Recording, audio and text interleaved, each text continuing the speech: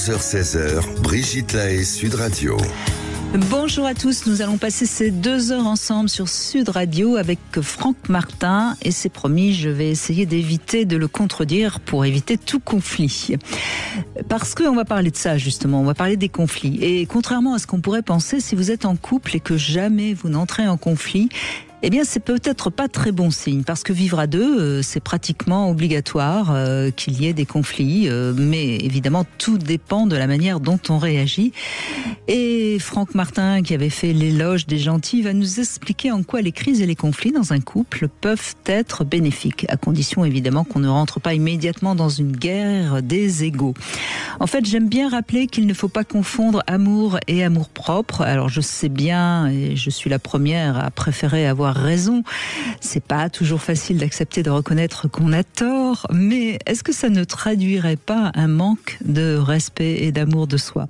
Au fond, faire l'amour plutôt que la guerre, c'est un programme que nous propose Franck Martin et j'avoue que j'y adhère totalement. En tout cas, si vous voulez comprendre comment mieux résoudre vos disputes, vos conflits, vos crises, eh bien vous nous appelez au 0826 300 300.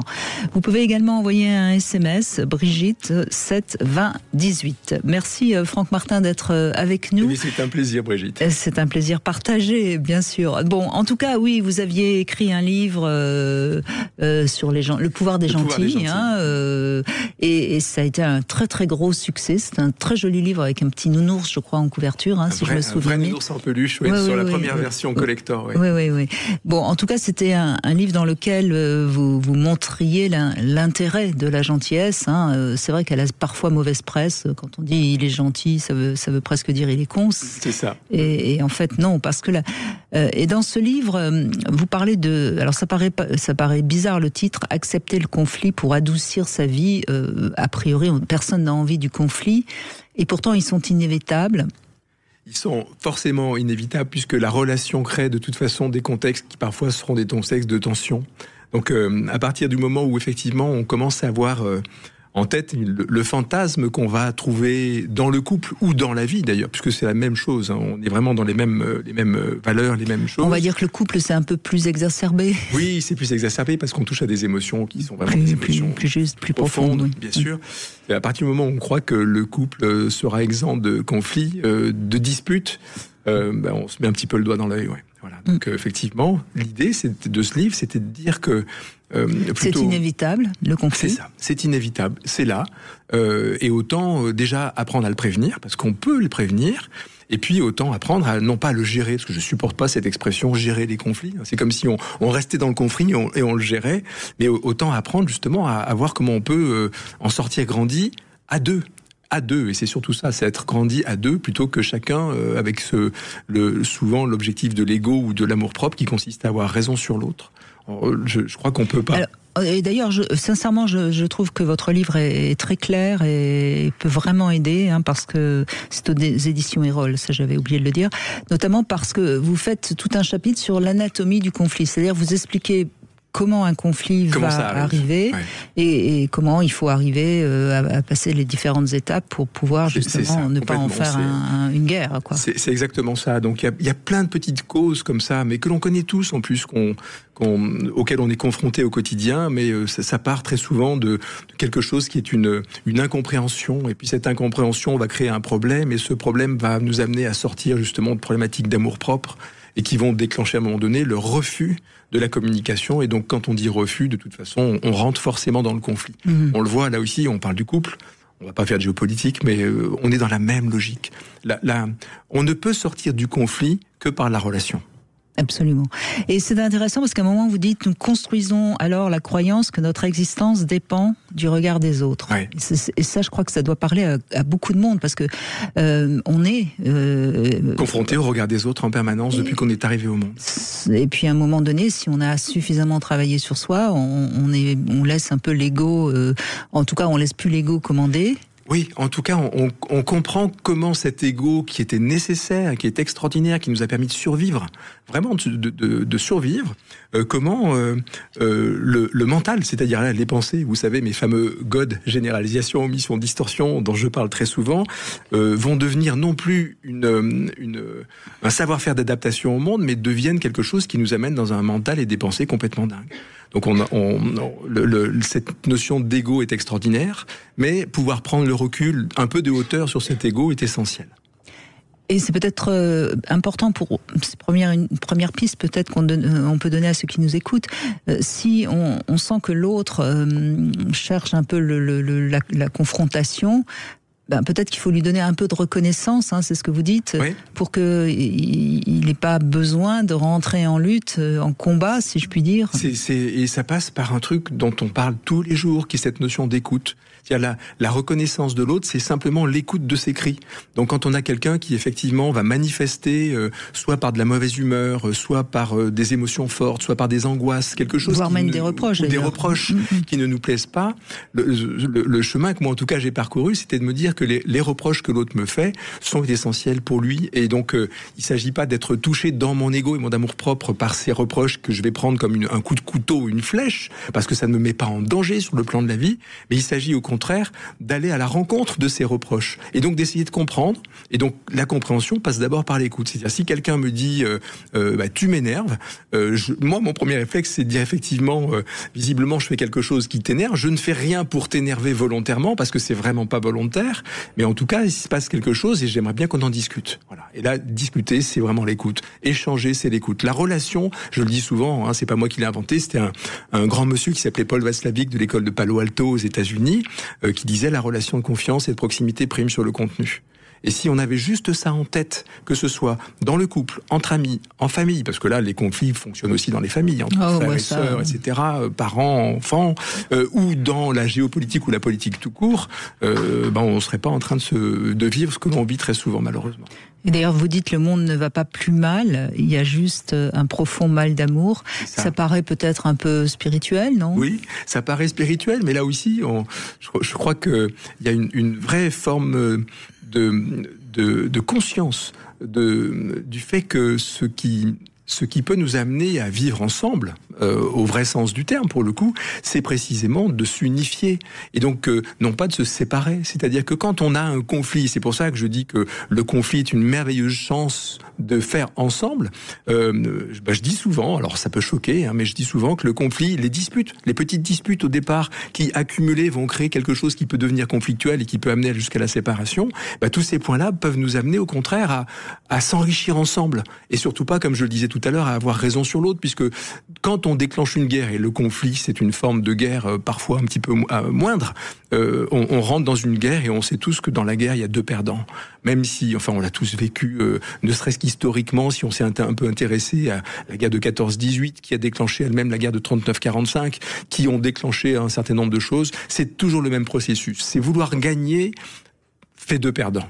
Voilà. Alors quand on parle de l'Ukraine, quand on parle de Gaza avec Israël, etc., je rentre surtout pas dans la géopolitique parce que j'y connais rien. Mais le processus est exactement le même que dans un couple. Exactement le même. Et là, on parle de spiritualité. Alors, vous allez me dire, mais spiritualité, Franck Martin, spiritualité, Brigitte Lahaie, spiritualité. Oui, la spiritualité, c'est juste expérimental. C'est difficile d'en parler. C'est difficile de parler, on parlait tout à l'heure en préparant un peu l'émission de l'amour agapé. C'est difficile de parler de l'amour agapé parce que c'est quelque chose qui s'expérimente. L'amour n'est pas un sentiment à ce niveau-là. Bien sûr, mais en fait, c'est de la spiritualité dans le sens où il faut en effet un peu lâcher l'ego, être bien aligné, si je puis dire. Enfin, toutes ces paroles que j'utilise assez souvent et que ceux qui nous écoutent ont l'habitude d'entendre. Bon, on va essayer de les aider à mieux comprendre comment dépasser les conflits qu'ils rencontrent forcément. Donc, n'hésitez pas, vous nous rejoignez au 0826 300 300 et avec Franck Martin, on essaye de faire la paix dans les couples, peut-être dans le monde. Allez, soyons fous. Allez, on essaye. Sud Radio. Parlons vrai. Parlons vrai. Des heures limites de commande. 14h-16h, Brigitte Lahaie, Sud Radio. Franck Martin est avec nous, vous êtes expert en relations de confiance, conférencier, et vous sortez ce livre que je trouve tout à fait remarquable et qui peut vraiment aider les couples. Accepter le conflit pour adoucir sa vie, c'est aux éditions Erol, et on va commencer avec Fabienne, justement, qui ne voulait pas de conflit, vous mettiez tout sous le tapis, c'est ce que je lis sur mon conducteur. Et oui, alors, on fait pas le ménage de temps en temps, Fabienne ? Bonjour Franck. Bonjour Fabienne. Merci de me recevoir. Je vous en prie. Oui, alors il y a eu des changements dans ma vie parce que quand on avance en âge, c'est l'avantage, c'est qu'on a un peu tout essayé. Donc il y a une période où je mettais sous le tapis. Il y a eu une période où il y a eu des gros conflits où tout le monde voulait avoir raison. Donc voilà, j'ai compris que ça marchait pas. Et maintenant, je suis un petit peu entre les deux. Donc je réfléchis, je ne réagis plus à chaud. Ça, c'est bien. Je réfléchis et je me dis, bon, ok, il réagit comme ça, moi je réagis comme ça, qu'est-ce qu'on pourrait faire pour que ça avance? Parce que quand je quitte directement, ça me plaît pas, je m'en vais. Bon. Là, j'ai un problème en ce moment, là, ça m'a empêché de dormir cette nuit, c'est ce que je disais tout à l'heure. Oui. J'ai rencontré quelqu'un dont je suis très amoureuse lui aussi, mais c'est compliqué parce qu'il n'a pas beaucoup de temps à m'accorder et quand il en a, pour dire depuis le mois de juin, on n'a jamais passé 24 heures ensemble. Donc on se voit samedi, on s'est vu 2h30, hier on s'est vu mais avec d'autres personnes parce qu'en fait il est musicien, donc là tout le monde vient pour le regarder. Bref, on devait se voir hier soir, finalement on s'est pas vu. Donc je ne sais pas trop quoi faire là pour lui dire. Et pourquoi vous n'êtes pas vu hier soir? Quel a été le... Parce qu'il est resté après à l'endroit où il était pour dîner avec les personnes avec qui il était. Du coup, moi, je suis partie. D'accord.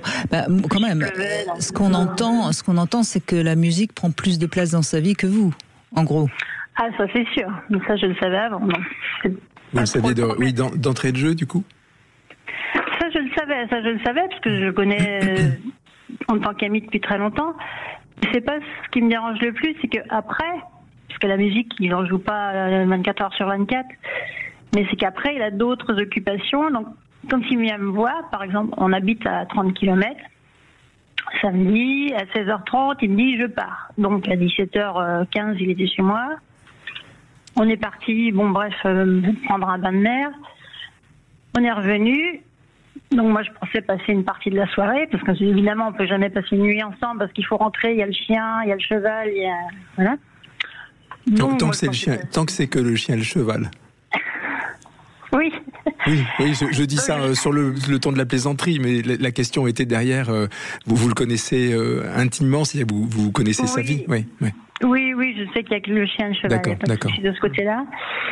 Mais c'est important pour lui, ça je le comprends parce que les animaux j'adore.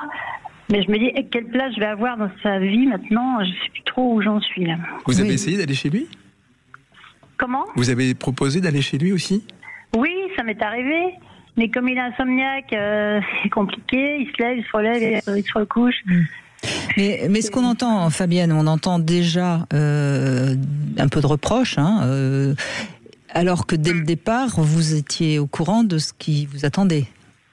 Je ne savais pas qu'il était insomniaque, je ne savais pas qu'il y avait un cheval et un chien. Insomniaque.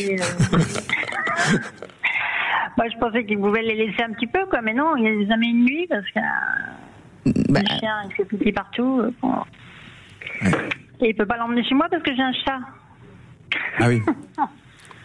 Oui, enfin, là, il y a quand même des solutions qui peuvent se trouver dans cette question du chien et du chat et du cheval. Franchement, si vous vous y mettez tous les deux de la bonne volonté, vous pouvez enfermer votre chat dans un endroit pendant quelque temps. Lui peut peut-être laisser le cheval une nuit. Enfin, c'est un cheval, c'est pas non plus un animal. Le cheval, il peut le laisser une nuit, mais le chien, non. Oui, encore qu'on peut laisser un chien une nuit seul, faut pas exagérer non plus, voyez. C'est-à-dire qu'il faut à un moment donné savoir ce que vous voulez, et je pense que ça passe en effet par une capacité un tout petit peu à changer ses habitudes. Et puis peut-être à se dire les choses. Vous avez réussi à parler avec lui de ça déjà ou pas? On en parle un petit peu, mais à chaque fois il part dans la dérision et ça le fait rire et tout, donc. Ouais.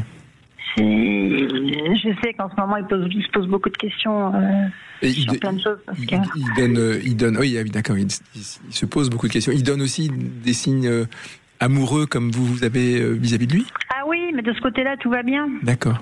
Ben oui et non, parce que c'est ce que vous êtes en train de dire, c'est déjà quand même des reproches. Donc Au bout de 3 mois, oui. Au bout de 3 mois, des reproches. Si ça veut dire que si vous trouvez pas un moyen de parler et de vous adapter l'un à l'autre, moi mais c'est peut-être ce qu'il faut lui dire aussi.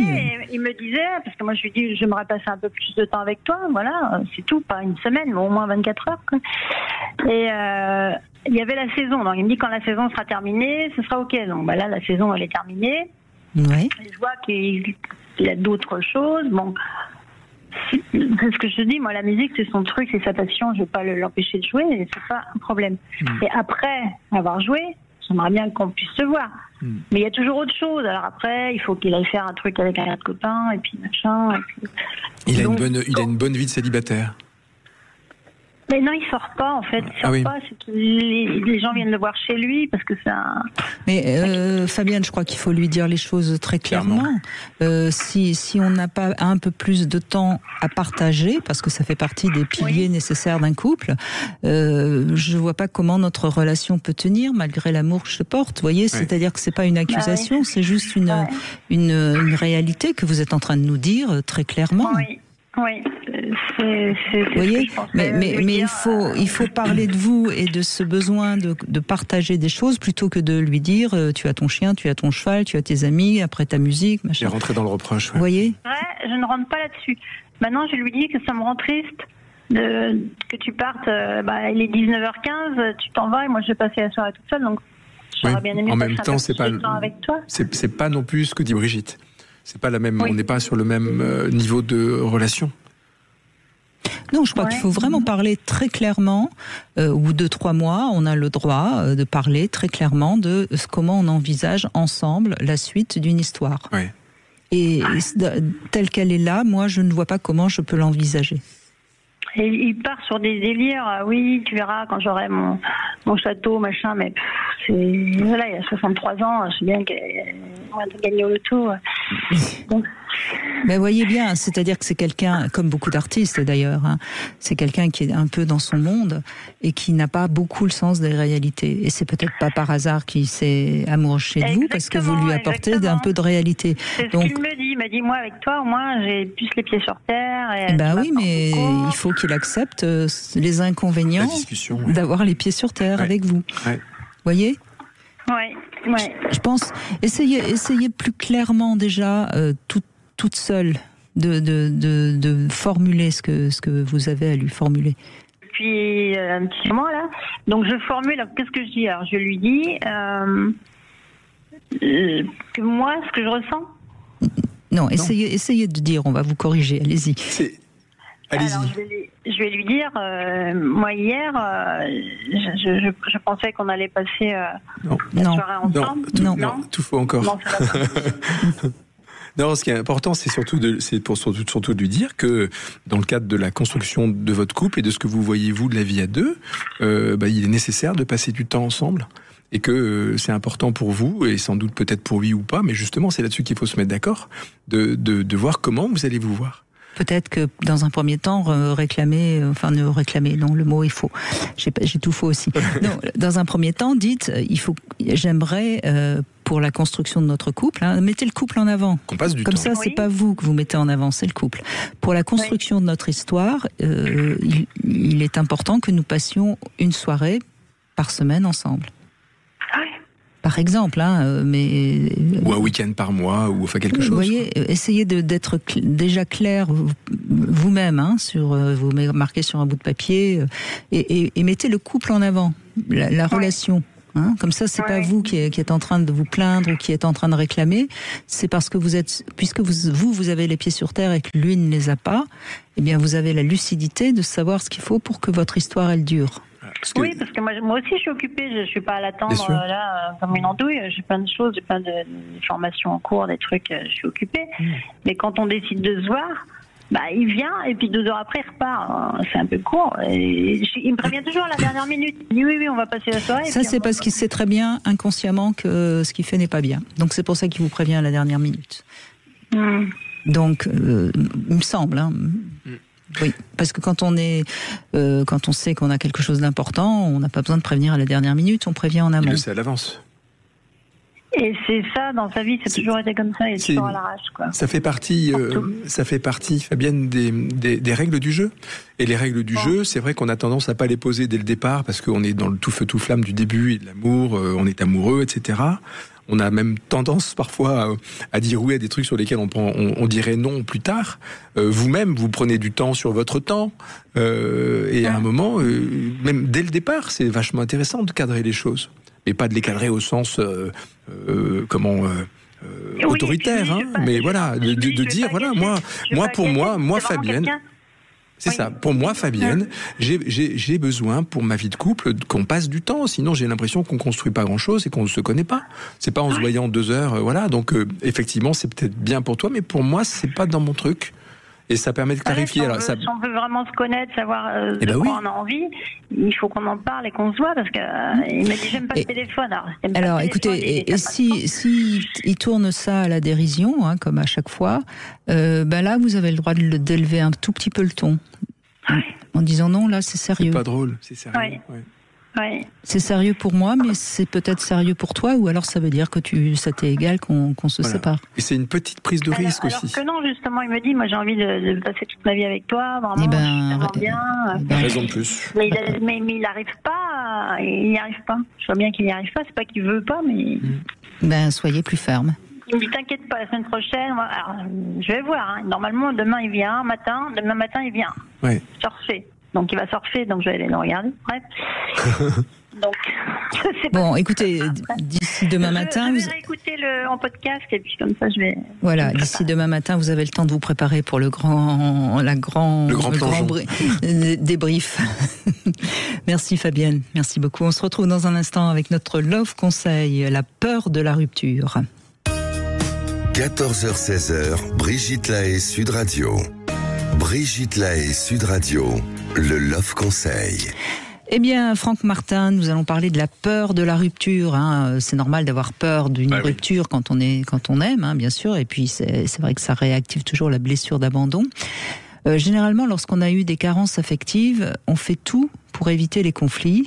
On préfère se soumettre et donc ça provoque des rancœurs, des reproches à celui qui pourtant n'est pas responsable de notre soumission.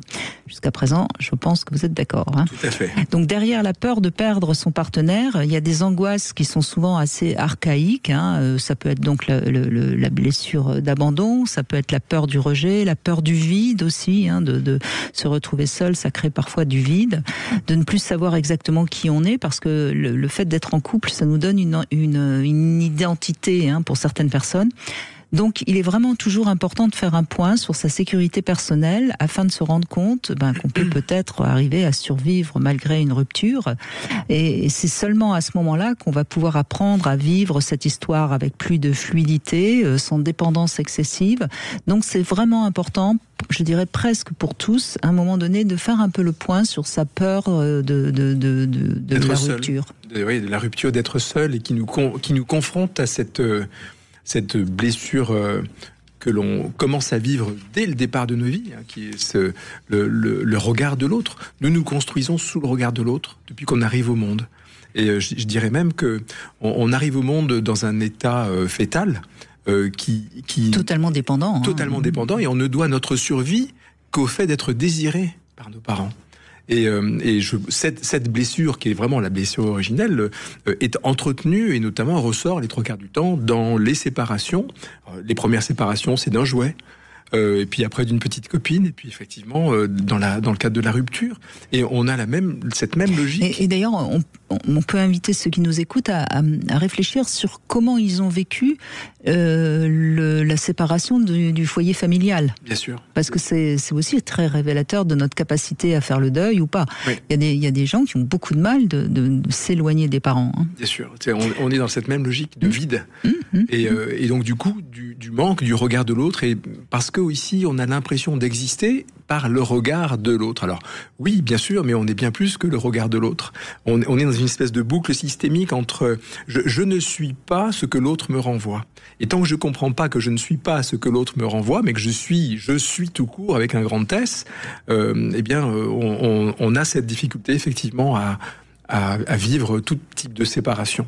Et donc de rupture, et le couple, bien sûr. Christine, merci d'être avec nous, bonjour. Oui, bonjour Brigitte, bonjour Franck. Bonjour Christine. Oui, alors moi, on est dans 2 positions, mon compagnon et moi. Donc en fait, moi j'ai vécu beaucoup de ruptures parce qu'en fait, j'ai beaucoup souffert durant mon enfance. J'ai eu beaucoup de blessures. Je travaille sur moi. Et donc là, je suis dans l'optique maintenant de discuter des problèmes pour pouvoir évoluer dans le couple sereinement. Et mon compagnon, lui, est tout à fait le contraire. Il veut fuir les conflits, les disputes. Et donc, en fait, ça crée de nouveau une dispute. Vous êtes ensemble depuis combien de temps ? 8 mois maintenant. 8 mois. Donc, il y a quand même quelque chose de vraiment très important à réaliser, Christine, c'est que vous ne le choisissez pas par hasard, ce compagnon. Il vous renvoie à ce que vous ne saviez pas faire. Ce qui veut dire que vous ne savez peut-être pas aussi bien que vous le pensez désamorcer les conflits. On dit souvent que l'autre est un miroir de nous et de ce que nous avons en déni, c'est-à-dire que de ce que nous ne voyons pas précisément. Et on se choisit comme ça. On choisit toujours l'autre de manière extraordinaire parce que dans un premier temps, sur les premiers mois, les premières semaines, c'est l'amour fou. Et puis très rapidement, celui qu'on choisit comme nous pensons qu'il va guérir nos fameuses blessures dont vous parliez, visiblement vous en avez un paquet, va devenir la même personne qui non pas va continuer à les guérir, mais va mettre le doigt sur ce qui est encore béant. Et comme c'est quelque chose qu'on a en général en déni, la première des choses qu'on fait, c'est que ça provoque une émotion chez nous. Et l'émotion, en général, est désagréable. Et notre premier réflexe, c'est de désigner l'autre comme responsable de nos propres émotions. Or, il est responsable de rien.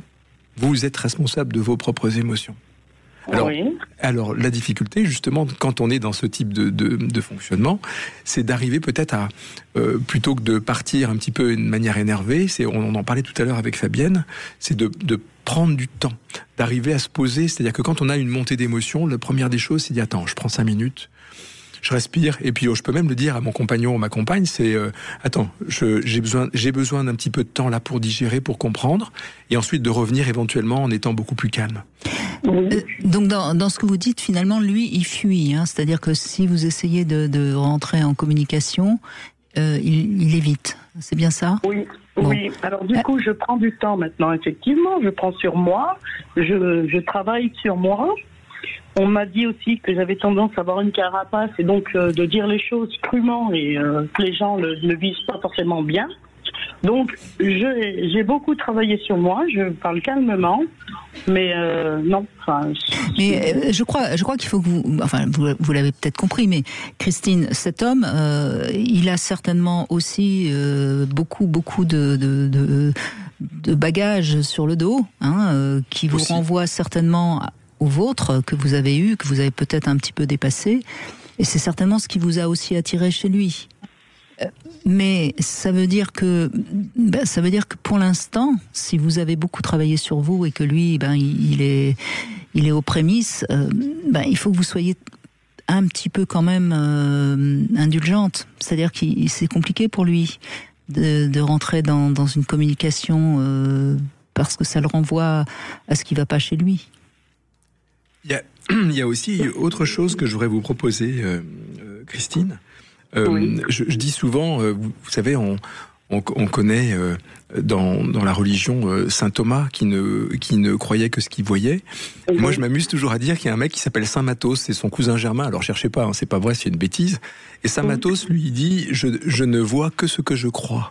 C'est-à-dire que c'est l'inverse. Et dans les ruptures que vous avez pu avoir, je me demande à quel point les blessures que vous avez pu avoir dans le cadre de ces blessures ne vous amènent pas maintenant non pas à les rechercher parce que c'est ce que vous fuyez, mais vous avez tellement peur d'en avoir une autre que vous allez être focalisé sur tout ce qui peut être éventuellement la cause d'une rupture. Vous comprenez ce que je veux dire ? Oui, je comprends justement, j'arrive à y dissocier maintenant justement. Oui. Mais en fait, dès la base, dès l'installation de notre relation, j'avais expliqué clairement quelles étaient mes craintes et mes limites. Ouais. Mais c'est pas parce que... pas parce que vous l'avez exprimé clairement qu'il a entendu. Voilà. Oui. C'est ce que vous vouliez dire aussi. Exactement. Vous voyez, je crois que vous avez... Alors, c'est bien parce que ça prouve que vous avez déjà bien travaillé. Mais pour l'instant, vous avez travaillé d'une manière un peu intellectuelle. Mais c'est pas aussi simple que ça, le couple. C'est-à-dire que c'est pas parce que vous avez dit très clairement que vous êtes comprise par l'autre. Oui. Et il est même de notre responsabilité de nous faire comprendre. C'est pas de la responsabilité de l'autre de nous comprendre. Donc ça veut dire que si, lorsque vous avez dit les choses comme vous les avez dites, vous vous apercevez qu'il les a pas comprises, il va falloir que vous reformuliez autrement. Alors je pense qu'il les a comprises. Comment vous le savez ? Qu'est-ce qui vous permet de l'affirmer ? Parce qu'il me le dit bien. Qu'est-ce qu'il vous dit bien ? Qu'il a bien compris que ce que je lui avais dit et que lui ne pensait pas ne pas être comme ça. Ah oui. Voilà, en fait. Qu'est-ce qu'il a vraiment compris ? C'est ça qu'il faudrait savoir. Je crois qu'il est... vous parlez pas tout à fait la même langue, Christine. Donc... moi, je lui ai dit qu'en fait, j'avais besoin de tendresse, d'attention. C'est pourtant... pour moi, c'est la base de la confiance. Donc, c'est pas de cachotterie, etc., etc. Et donc, là, la tendresse, plus ça va, moins il y en a. Ce qui est certainement dû au fait qu'il se sent un petit peu jugé ou un peu... je crois que là, vous avez affaire à un handicapé de la communication, un handicapé de l'amour, et vous attendez quelqu'un qui serait comme vous, qui a été blessé, mais qui a travaillé et qui est capable... Moi, je pense qu'il est vraiment important que vous compreniez qu'il n'est pas au même niveau que vous, qu'il ne parle pas la même langue, vous prenez ce que vous voulez. Moi, je vous conseille dans un premier temps de revenir à un langage qui est plus facile à comprendre pour des personnes comme lui, c'est-à-dire le langage du corps. Ah, et c'est quoi ça ? C'est quoi ça ? C'est tout simplement quand vous avez besoin de tendresse, de vous blottir dans ses bras et de dire... oh, qu'est-ce que ça me fait du bien d'être dans tes bras. Et puis, vous allez voir, il va s'ouvrir, mais alors, complètement. Voire même de rien dire. Ou même de rien dire. Vous voyez, il faut l'apprivoiser. Vous avez affaire à quelqu'un qui a besoin d'être apprivoisé. Et plus vous allez lui parler de manière concrète, plus ça va lui faire peur, parce que il entend bien les mots. Il se dit il faut que j'entende, que je comprenne ce qu'elle me dit, parce que je veux rester avec elle. Et puis ça c'est une langue qu'il ne connaît pas. Oui, parce que sa précédente relation, il ne parlait pas en fait. C'est pas qu'il ne parlait pas, il n'y avait pas justement de dispute.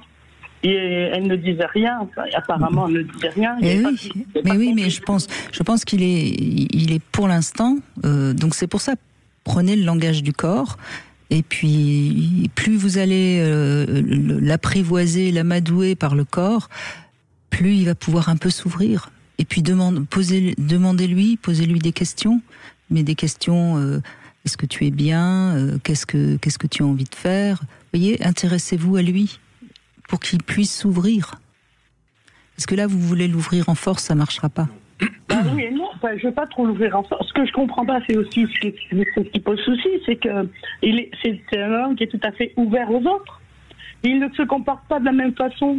Bon, après, c'est normal. Mais parce que vous êtes dans le domaine de l'affect, et c'est très fragile chez lui, le domaine de l'affect. C'est très dangereux pour lui.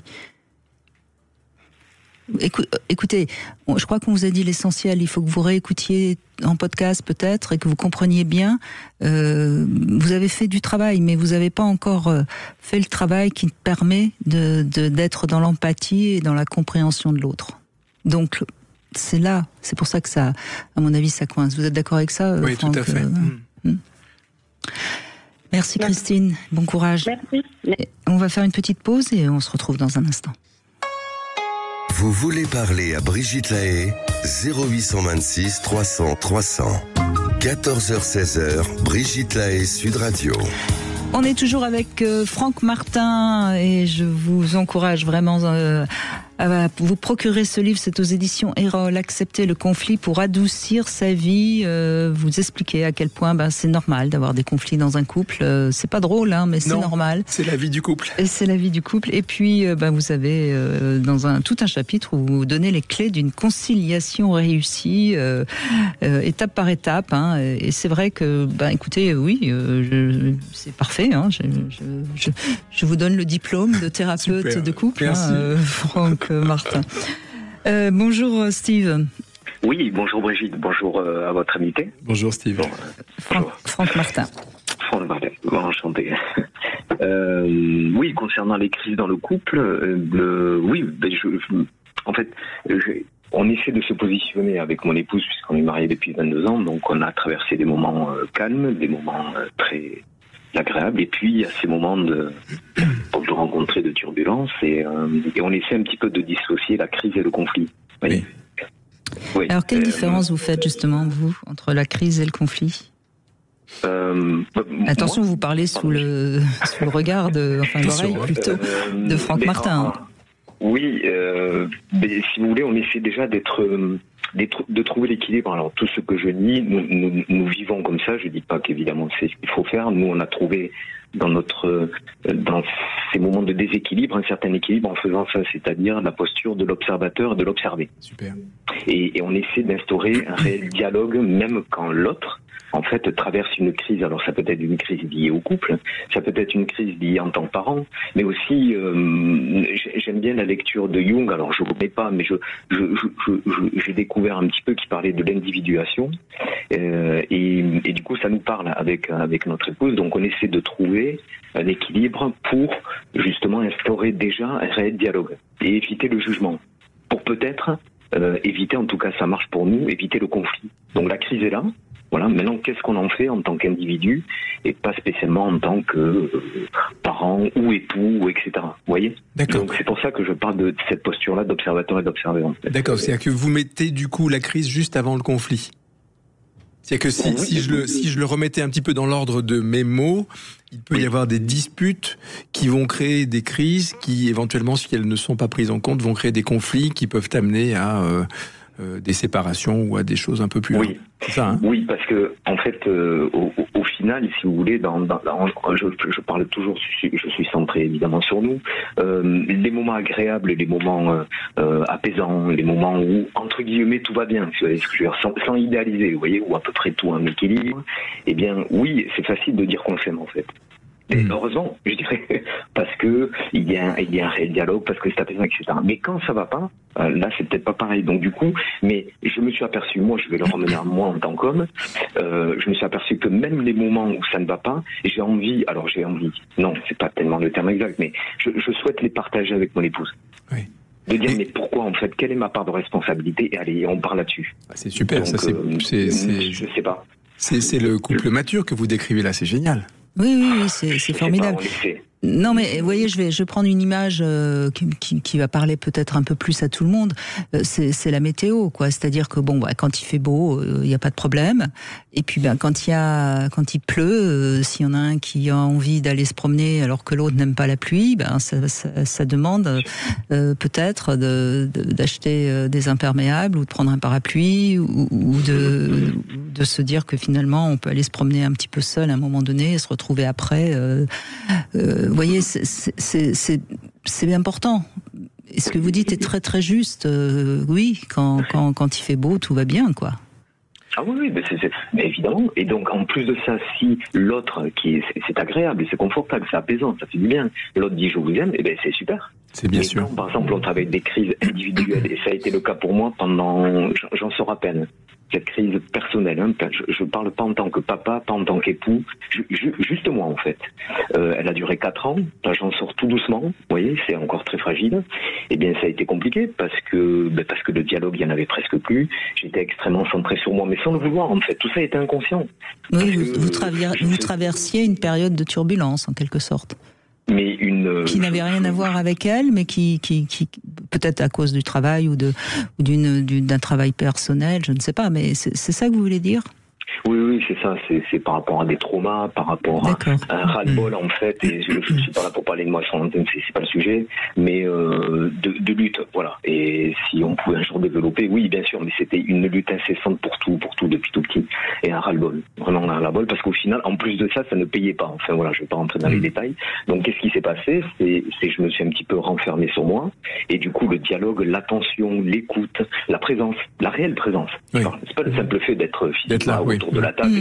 Non, mais c'était terrible. Oui, mais là, vous me direz si je me trompe, mais là où votre couple est mature, c'est qu'à un moment donné, elle a compris que c'est vous qui aviez des problèmes et elle a su ne pas vous agresser sans cesse en vous disant qu'est-ce qui va pas, tu m'aimes plus ou je ne sais quoi. Et vous avez su après vous rendre compte que vous aviez été un petit peu pénible pendant ces quelques temps. Ah mais c'est pour ça que je le remercie infiniment. Oui, mais là c'est la preuve du couple mature, c'est cette capacité à faire son mea culpa entre guillemets, c'est-à-dire à revenir et effectivement à partager les torts. Parce que là aussi c'est toujours pareil, hein, quand on se marie, vous savez, la fameuse phrase on se marie pour le meilleur et pour le pire, c'est pas pour le meilleur et pour le pire de la vie, c'est pour le meilleur et pour le pire de l'autre. Oui, c'est pas pareil. Non, mais complètement. C'est pas pareil. Et du coup, j'aime bien par exemple cette phrase d'Épictète. Alors c'est pas l'événement lui-même qui est important, c'est l'interprétation qu'on en fait. Oui. Et en fait, alors personnellement, ça me parle un peu parce que je me dis, mais souvent on a été proche du conflit parce que j'interprétais ce que mon épouse me disait. Oui. C'est ça. J'ai dit, mais non, elle me fait passer un message, mais moi je suis pas dans de bonnes dispositions pour entendre. Je suis dans le jugement, je ne m'observe pas et je prends ça comme entre guillemets une attaque, mais pas du tout. Parce que la fatigue nerveuse, parce que la fatigue de la journée, parce que j'étais pas dispo du tout à recevoir un petit peu ce qu'elle me proposait. Et Steve, vous touchez à un autre point qui est essentiel et qui agit en permanence dans tous les couples, qui est la notion d'interprétation. C'est-à-dire que là, on a le petit vélo dans la tête qui se met en route très rapidement et qui va passer son temps à juger ce que l'autre fait en fonction de ce que l'on a vécu soi-même. Et je parlais tout à l'heure en rigolant de Saint-Mathos, on est pile poil dedans. C'est-à-dire je ne vois que ce que je crois de la vie. Donc quand j'ai vécu un certain nombre de choses d'une certaine manière, je vais avoir une seule interprétation de la façon dont l'autre se comporte avec moi. Donc si par exemple votre épouse vous dit un truc, vous allez éventuellement, en fonction de ce que vous avez vécu, de la période difficile que vous traversez, le prendre de manière négative, mais ça peut vouloir dire aussi plein d'autres choses. Moi, il y a souvent une question magique que je suggère aux gens avec lesquels je suis. Je leur dis, ok, ton interprétation première, c'est celle-ci. Ok, elle est pas agréable. Maintenant, pose-toi la question, qu'est-ce que ça peut vouloir dire d'autre encore? C'est vraiment cette... On conseille même parfois de donner minimum deux autres. Au moins deux autres, pour qu'il y ait 3 possibilités d'interprétation. Et en général, on voit bien que la première qu'on a eue, elle ne parle que de nous. La véritable liberté, bien non pas d'une seule interprétation, parce que là on est dans la projection de soi. Ni dans le binaire, parce que c'est soit ça, et là c'est toujours un petit peu mieux, mais on n'a pas autant de liberté quand on a au minimum 3 interprétations différentes. Donc, souvent, moi je dis, cherche-en une positive. C'est pas plus mal. Et puis en fait, on considère que l'amour est là et c'est tant mieux dans notre famille, dans notre couple, parce que en fait, mon épouse va me dire des choses qui vont me bousculer. Oui. C'est pas par exemple si je prends un mauvais chemin, mais de mauvais choix et ça m'est arrivé. Elle est pas là pour me dire c'est super, non. Elle va, et donc du coup ça va me percuter parce que moi je suis un peu dans l'ego puisque. Mais pas que vous, on l'est tous. Donc moi et puis au final je dis mais non, elle vient en fait me percuter parce que je ne sais pas si elle a raison, mais en tout cas elle m'éclaire sur un point qui est pas spécialement mais c'est très drôle le couple parce qu'en fait l'autre est parfois la personne qui nous connaît le mieux et c'est ce qui nous agace le plus. Oui, c'est ça. Et pourtant on est bien content qu'il le conflit, c'est la preuve qu'on tient à l'autre. Oui, c'est une autre manière de voir les choses, justement. Mais quand il y a une crise, si vous voulez, au niveau émotionnel, c'est pas si négatif que ça. C'est vraiment pas confortable sur le moment. C'est pas confortable. Ça, je le concède. Mais, en tout cas, elle est là pour vous dire quelque chose, cette émotion très, très forte. Et donc, qu'est-ce qu'on en fait? Qu'est-ce que j'en fais? Absolument. Et ce que je disais tout à l'heure, c'est que notre réflexe, c'est de rendre l'autre, en face, responsable de notre émotion. Ah c'est terrible. On tombe là-dedans aussi, bien sûr, on apprend. On apprend tous les jours. Et c'est sympa, voilà. Bon, en tout cas, Steve, bravo, parce que vous êtes quand même un couple qui est mature et vous avez réussi. On fait, Brigitte, on fait comme on peut avec tout le monde fait comme il peut. Mais enfin, c'est déjà bien d'essayer de faire comme on peut, parce que on fait toujours du mieux qu'on peut d'ailleurs. Donc, franchement, je trouve que, on entend que ça. Et c'est apaisé tout ça. Et puis on vous souhaite de retrouver votre bon équilibre et d'aller bien, Steve. Merci à vous, merci pour cet échange, merci beaucoup. Merci à vous, merci de votre témoignage. On va laisser la place aux infos, puis on reviendra bien sûr avec Franck Martin pour vous aider à accepter le conflit. C'est donc le titre de son livre aux éditions Erol. Vous n'échappez pas à la petite devinette, Franck Martin, quand une femme dit no love égale no sexe, que répond l'homme? Vous avez le temps des infos pour me trouver la réponse. Sud Radio, c'est vous qui donnez le ton. Merci Sud Radio pour votre diversité dans les échanges. C'est vrai que c'est une radio libre. 14h-16h, Brigitte Lahaie, Sud Radio. Franck Martin est avec nous. Vous travaillez beaucoup sur les relations, la relation humaine. Vous travaillez dans les entreprises, vous travaillez, et vous nous le dites. C'est peut-être pour ça que vous avez eu envie d'écrire ce livre. Il n'est pas possible d'être en relation sans conflit. Non. Ça fait partie de la vie. Ça fait partie de la vie de la relation. Voilà. Et c'est pour ça que vous avez écrit ce livre, Accepter le conflit pour adoucir sa vie. C'est aux éditions Erol et c'est un livre dans lequel vous expliquez comment survient le conflit et quelles sont les bonnes manières d'en sortir, de le dépasser. Sortir grandi, de le dépasser. Voilà. Ouais. Et puis vous parlez évidemment de l'amour, de l'amour au sens large du terme, encore une fois, parce que c'est l'amour, c'est vrai qu'on le met un peu à toutes les sauces. On va retrouver Delphine, mais d'abord je voudrais la réponse à ma devinette. Quand une femme dit no love égale no sexe, que répond l'homme? Pourtant c'est facile. Je sais pas. No sexe égale no love. Ah oui, c'est pas mal. C'est pas mal, Et puis c'est assez juste quand même. C'est pas mal du tout. Bonjour Delphine. Oui, bonjour Brigitte, bonjour Franck. Bonjour Delphine. Oh là, vous avez une voix qui est lourde de sens, ma chère Delphine. Lourde de sens? Qu'est-ce que vous voulez dire par là? Je sais pas, j'ai l'impression que le sujet vous concerne. Ah, bah oui, moi, en fait, je vais pas dire que j'adore les conflits, mais je trouve que moi, j'ai besoin d'exprimer quand je suis pas d'accord avec mon mari et pas garder. J'ai besoin de le sortir tout de suite. Et je pense que quand on en discute, même si on n'est pas d'accord au début ou qu'on reste chacun sur nos positions, on avance.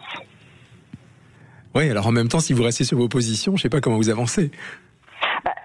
Parce que chacun va rester sur une position au départ. Ah oui, d'accord. Mais après, on réfléchit et on pense à l'autre. Vous savez, moi, je vous suggère un truc rigolo, entre guillemets.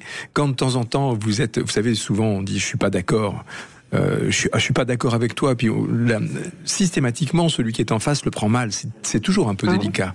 Moi qui ai une âme de musicien, parce que je suis musicien, je dis accordons-nous. Oui.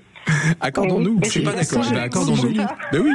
Je suis d'accord avec vous, mais en fait, ce que je voulais exprimer, c'était que en tant que, je pense que c'est humain. On a notre pensée, on est sur notre idée, on veut pas bouger sur cette idée. Notre conjoint, pareil, il reste sur son idée, mais après, en discutant, en montrant chacun, en défendant notre position, et en pensant aussi, il faut se mettre aussi à la place de l'autre. Et essayer de comprendre sa position à lui, et puis après on trouve un accord. Mais moi j'aime bien la notion de vérité. Je crois que très souvent on a sa vérité qui est une vérité et c'est la sienne, c'est ce qu'on ressent, c'est ce qu'on a envie, c'est ce qu'on pense. Et puis l'autre, il a une vérité qui n'est pas forcément compatible avec la nôtre. Et c'est là où il y a problème. Mais c'est problème si on s'accroche à sa vérité et qu'on croit que c'est la vérité. Et c'est toute la différence entre sa vérité et la vérité. Et actuellement, par exemple, on voit ce qui se passe en France où chacun croit avoir sa vérité et que c'est la vérité. Et c'est pour ça qu'il n'y a pas moyen de s'aligner. Mais on a le droit d'avoir sa vérité. Mais c'est sa vérité, voilà. Alors Delphine, vous avez dit, nous avons chacun nos pensées, et vous avez dit un truc, vous avez dit, nous défendons nos positions. Et ça, c'est précisément ce qui se passe aussi dans le couple. Et moi, j'essaie vraiment dans le couple et dans tous les types de contextes où chacun défend ses positions. C'est-à-dire que, en fait, on se rend compte d'une chose, c'est que nous ne sommes pas nos pensées. Si vous voyez ce que je dis, il n'y a pas de danger à ne pas défendre sa position. Je me souviens. D'ailleurs, rien que le terme on défend sa position. On défend sa position, c'est comme si on était agressé. C'est des termes de guerre. De guerre, absolument. Et en fait, on va perdre 3 mètres de terrain là. C'est ça, c'est exactement ça. On perd les tranchées, c'est la guerre des tranchées, et c'est tout sauf ça. Et malheureusement, le monde autour de nous est beaucoup comme ça. On a beaucoup de difficultés à accepter de se laisser transformer par la pensée des autres. Je me souviens pendant les Gilets jaunes de notre Premier ministre, qui était à l'époque Édouard Philippe, et qui avait dit « Je vais rencontrer les Gilets jaunes, mais je ne changerai rien à ma politique ». C'était débile. Et c'était complètement fou. Mais oui, c'était complètement fou. Alors, il avait sans doute des raisons très valables pour lui, mais ne pas accepter de se laisser transformer par la pensée de l'autre, c'est fermer la relation. Et malheureusement, c'est pas possible. Donc, en plus, c'est totalement stupide d'aller rencontrer l'autre en disant de toute façon, je ne t'écouterai pas. Voilà. Enfin, c'est pas comme ça qu'on avance, malheureusement. Pas du tout. Ben non. Donc, mais en même temps, ce que j'entends, Delphine, c'est que vous avez une personnalité assez marquée, visiblement votre compagnon aussi, mais malgré tout, vous êtes suffisamment intelligent pour arriver à trouver un terrain d'entente. Oui. Donc ça. Oui, puis, je trouve que l'énergie qu'on peut dépenser quand on est dans le désaccord, quel dommage. Ben bien sûr. Parce que quand on peut construire avec une énergie tellement positive et qui a un résultat énorme. C'est passé de là. Quand on se met d'accord, quand on comprend l'autre aussi et qu'on accepte aussi qu'il peut avoir pas les mêmes idées que nous. Eh ben, je pense qu'on fait un énorme pas et on avance ensemble. On dit ok, toi t'as ces idées, moi j'ai les miennes, mais on a quand même une idée ensemble. Bon bah nous on est un couple, donc on a l'amour c'est le noyau. Et puis ok, on a le droit de pas avoir les mêmes idées, bien mais sûr. On peut trouver un terrain d'entente et avancer ensemble. C'est passé, c'est ce que je dis souvent moi avec les gens avec lesquels je travaille, c'est passé du qui a raison à qu'est-ce qu'on apprend tous les deux. Et ça change tout. Oui, et puis vous parlez bien on n'a pas les mêmes idées, mais c'est pas très grave, on n'a pas besoin d'avoir les mêmes idées pour s'aimer. Après, il ne faut pas qu'il y ait des divergences trop importantes sur une éthique ou sur une façon de voir la vie. Mais des idées, on a le droit de ne pas avoir les mêmes idées. Heureusement d'ailleurs. Bah oui, parce que je trouve que quand on est différent, c'est une richesse. Bien sûr. Alors c'est toute la délicatesse justement du couple. C'est quand on s'unit, on a cette espèce de volonté de fusion au départ, qui est d'ailleurs pas forcément une forme de volonté, mais les choses se font de cette manière-là. Mais toute la difficulté après dans la fusion, c'est de savoir qui fusionne avec qui vraiment. C'est-à-dire souvent, on a souvent l'un ou l'autre du couple qui va prendre une forme de je prends le dessus. Or, justement, la véritable fusion entre guillemets, c'est l'acceptation de ces différences et notamment le fait de pouvoir vivre avec. Alors quand vous dites l'un prend le dessus, moi ça me parle parce que j'ai l'impression qu'au début de mon union, de mon histoire avec mon mari, j'ai le sentiment que c'est lui qui avait plus le dessus, et maintenant c'est moi. Et mais en fait, enfin, c'est une roue en fait, ça tourne. Oui, et puis il s'agit pas d'avoir le dessus parce que là aussi on est encore dans la défense dont on parlait tout à l'heure. On est encore dans cette espèce d'énergie de guerre. Il s'agit pas d'avoir le dessus ou d'être en dessous. Il s'agit de voir ce qu'on en fait. Et ça passe nécessairement par cette acceptation des différences, par le fait de pouvoir parler, le fait de pas faire cette espèce de stratégie de la cocotte minute dont je parle souvent, où on a cette espèce de tendance à dire oui à l'autre alors qu'on pense non, et d'être totalement sincère, de penser qu'on va y arriver, en disant oui à l'autre alors qu'on pense non, à faire vraiment les choses, et puis à un moment donné, au bout d'un certain temps, on n'y arrive plus. Et on continue de dire oui en se disant mais purée, il pourrait comprendre que je dis oui, mais en fait c'est non. Mais non. Mais je crois pas que ce soit le terme vous n'avez pas le dessus ou il a pas eu le dessus. Je pense que ce qui s'est passé dans votre couple, c'est ce qui se passe souvent entre un homme et une femme. C'est-à-dire qu'au début, la femme va plus facilement s'adapter parce que c'est dans notre nature de nous adapter plus que l'homme qui est dans l'action. Et puis à un moment donné, l'homme, il se sent aimé, en confiance, et il baisse un petit peu la garde. Et à partir de ce moment-là, il laisse la femme beaucoup décider de tas de choses parce que c'est plus facile pour lui quelque part. C'est possible. Oui. C'est souvent comme ça quand même, dans un couple qui marche, j'entends. Et donc je pense que c'est un peu ce qui s'est passé, non, Delphine? Oui, moi je le ressens tout à fait. C'est tout à fait ça. Et ça lui va bien. Ouais. Et ça lui va bien parce que c'est les fameux cordons de la bourse dont on parlait à l'époque du patriarcat, oui. Mais qui quelque part sont une situation qui convient à tous les deux quand un couple fonctionne bien. Ah oui, mais même mes filles, quand elles ont connu, c'est leur beau-père, il y a 18 ans, elles le trouvaient très macho, très directif. Ah, ça a coupé. Et il a complètement. Maintenant, elle me dit, mais maman, elle a complètement changé. Non, vous avez su. Voilà, maintenant c'est. Et puis le regard de vos filles a aussi changé, sans doute. Oui, il y a le temps qui fait aussi. Bien sûr.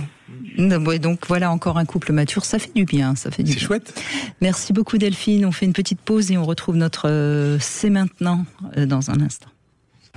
Sud Radio. Sud Radio. Sud Radio. Parlons. Brigitte Lahaie, Sud Radio. Franck Martin, nous retrouvons notre chronique C'est maintenant et nous allons écouter Christina qui va nous parler de quelque chose qu'elle n'a peut-être jamais abordé. C'est le moment où on peut évoquer un moment important de sa vie et je suis ravie de vous donner la parole. Christina, bonjour. Bonjour Brigitte, bonjour Franck. Bonjour Christina. Bonjour. Eh bien, moi, je suis une personne hypersensible et ça m'a énormément desservie parce que forcément, je suis touchée par des mots, par des comportements et j'ai eu énormément de mal à gérer mes émotions. Mais de cette sensibilité, j'en ai fait une force parce que j'ai pu me faire aider et puis travailler là-dessus, en fait. Voilà. Donc, je voudrais dire aux personnes qui sont hypersensibles, de ne pas avoir honte et de savoir l'accueillir, cette hypersensibilité. Alors, vous avez raison, l'hypersensibilité, c'est une force quand on a compris et on l'a dépassée. Cette phrase, vous l'avez entendue, c'est votre thérapeute qui vous l'a dite ? Il faut savoir accueillir ? Non, quand l'hypersensibilité peut devenir une force. Ah oui, mais non, mais je l'ai découvert au fur et à mesure. Par vous-même. Par moi-même. Oui, tout à fait. Donc j'ai dans mes relations amicales, ou même dans mon travail, j'ai cette capacité d'empathie et d'écoute. Et j'en ai fait une force. Mais c'est justement ce qu'apporte l'hypersensibilité une fois qu'on l'a dépassé, qu'on l'a travaillé, qu'on a compris qu'on était hypersensible et que donc on ne se sent plus spécialement directement agressé par tout ce qu'on reçoit autour de soi. Et à ce moment-là, on a créé quelque chose qui permet d'être dans l'empathie, c'est-à-dire de pouvoir percevoir, puisqu'on est hypersensible, on perçoit mieux la sensibilité de l'autre. Bien sûr. Ça paraît évident quand on le dit, mais c'est ce que les personnes hypersensibles qui n'ont pas encore travaillé ne comprennent pas. C'est-à-dire qu'elles prennent tout pour elles. Elles s'arrêtent sur leur propre réaction. C'est ça. C'est ça. Et sur leur montée d'émotion. C'est ça, c'est tout à fait. Alors que c'est juste génial. Ah oui. Ah oui. Ça l'est au début. Enfin, ça l'est maintenant, mais auparavant, ça a été très compliqué pour moi de le vivre. Vous voyez. Oui. Allez-y, finissez Christina, allez-y. Je vous en prie, non, dites tout de suite. Non, on parlait tout à l'heure de la gentillesse.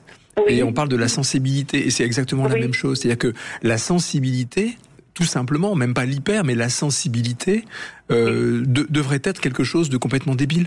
Alors que être sensible, c'est juste être en vie. Ça peut pas être autrement. Donc être hypersensible, effectivement, c'est développer cette capacité à prendre en compte l'autre. C'est juste extraordinaire. Mais le problème pour beaucoup d'enfants, les parents comprennent pas toujours l'hypersensibilité de leur enfant. Donc du coup, l'enfant se sent tellement incompris qu'il s'enferme un peu dans sa bulle. Ouais. Je suppose que c'est ce qui vous est arrivé, Christina. Oui, complètement. Et puis une fois qu'on est dans sa bulle, on communique plus très bien avec personne et on est malheureux et on croit que la terre entière ne nous aime pas, et etc., etc. Et il faut donc sortir de sa bulle, mais au début ça fait mal. Ça fait mal, oui. Donc il faut être aidé et visiblement vous avez fait tout ce chemin. Hein. Puis on se prend pour une personne faible souvent. Oui, oui, ça fait. Oui, tout à fait. On nous prend pour des personnes faibles. C'est ça, c'est terrible. Alors c'est une force, vraiment, oui. On n'est pas faible. On est juste différents, mais on perçoit les choses différemment et on n'est pas du tout faible. Non, faut pas. Je veux plus entendre ce mot de la faiblesse. Mais on avance quand même, je trouve, dans notre monde actuel sur les questions de sensibilité. Il y a une époque où la sensibilité, il valait mieux ne pas être sensible tellement la vie était dure. Il y a certains métiers aussi. On parlait de politique tout à l'heure, mieux vaut pas être sensible. Oui, il n'y a pas d'hypersensible dans la politique. Écoutez, moi je suis dans le médical, donc il faudrait que j'ai plutôt intérêt d'être empathique. Bien sûr. Parce que sinon c'est compliqué pour les personnes que je peux soigner. Oui, mais l'empathie, c'est peut-être utile de le rappeler. L'empathie, c'est de sentir l'émotion de l'autre, de comprendre plus exactement l'émotion de l'autre, mais de ne pas être envahi par cette... Oui, tout à fait. Et en effet, en tant que dans ce milieu médical, sinon vous pourriez pas survivre. Hein. Non. De toute façon, on n'arrive pas par hasard dans ce genre de métier. Moi, je suis aide-soignante et auxiliaire de périculture, donc moi ça me convient complètement et je m'épanouis et vraiment pour moi c'est génial. Le chirurgien, le chirurgien hypersensible peut pas opérer. Oui, c'est pas possible. Oui, c'est pas possible. Quand il prend le bistouri et qu'il ouvre la plaie, au secours, je lui fais mal. C'est ça. Et je suppose qu'aujourd'hui, vous repérez beaucoup quand vous êtes face à quelqu'un qui est fermé, qui est bloqué. Oui. Oui. Oui, on a je dirais pas qu'on a les clés, mais on a la façon de pouvoir aborder les choses. C'est-à-dire qu'on respecte l'autre. Et on a les mots. Mm-hmm. Et comment je pourrais dire, la bonne attitude en fait face à l'autre. Oui, les mots ajustés. Oui, les mots ajustés par rapport à un enfant qui est un peu introverti, qui ne peut pas trop parler. Il y a les mots, il y a les gestes. Il y a tout ce comportement, cet accompagnement qui est important. En fait. C'est pas pour rien que vous êtes dans le médical. Non, c'est pas pour rien. Moi, j'ai dans mon histoire personnelle, je suis né malvoyant, aveugle de l'œil droit, puis malvoyant de l'œil gauche, et j'ai été sauvé par un médecin extraordinaire qui s'appelait le professeur Louis Poffic. Et qui était un type incroyable, qui avait des grosses mains. D'ailleurs, je me demandais quand j'étais petit comment il pouvait m'opérer avec ses grosses mains. Et il était d'une sensibilité extraordinaire. Et c'était devenu presque un ami, c'était fou. Ouais. Et il était sans doute ultra sensible. Alors pas hyper, parce que sinon il pouvait pas opérer. Mais il avait cette capacité que vous décrivez complètement, Christina. Cette capacité à se mettre dans les chaussures de l'autre. Donc quand il opérait un petit gamin de 4 ou 5 ans, il savait précisément trouver les mots et trouver les comportements. C'est exactement ça. Et ça, c'est une force. Oui, c'est une force. Donc il ne faut pas hésiter à se faire accompagner par des thérapeutes, par la méditation. Et puis, il faut lâcher prise. La présence. Il faut surtout, et c'est le message que vous donnez, Christina, il faut surtout se dire que si on réagit à tout et qu'on souffre beaucoup de tout ce qu'on ressent à cause des autres, il faut se prendre en main et aller travailler pour ensuite en faire une force. Tout à fait. Merci beaucoup, Christina. Merci. Une petite pause et on revient sur les conflits dans le couple avec vous, Franck Martin, et on revient aussi sur le sexo-conseil. On va faire le bilan sexo de vous d'ailleurs. Vous voulez parler à Brigitte Lahaie ? 0826 300 300. Brigitte Lahaie, Sud Radio, le sexo-conseil. Eh bien, Franck Martin, je vous propose votre bilan sexo. Alors, un bilan, bon, c'est toujours un bon moyen d'évaluer où on en est. Hein. Vous êtes d'accord avec ça ou pas ? Je me lance, oui, c'est bon. Bon, donc je propose de faire le bilan sexo, afin bien sûr de faire évoluer la relation intime si nécessaire. Hein. Alors, on peut le faire ensemble, on peut le faire en couple, mais à ce moment-là, il faut présenter le bilan comme un jeu ludique, hein, et surtout pas une mise au point, parce que sinon on peut arriver vite au conflit. Vous voyez ce que je veux dire ? Donc, on prend une feuille blanche et on trace 3 colonnes. Il y a la liste des stops, la liste des encore et la liste des ouvertures. Vous voyez ce que je veux dire, hein ? Donc, dans la liste des stops, on va formuler ce qu'on a peut-être plus trop envie, parce que dans un couple, au bout de 10 ans, il y a peut-être des choses qu'on a moins envie, hein, et pourquoi pas. Des encore, ça veut dire des choses qu'on aimerait un peu plus souvent. Et puis la colonne la plus délicate, mais qui est quand même vraiment intéressante, celle des ouvertures.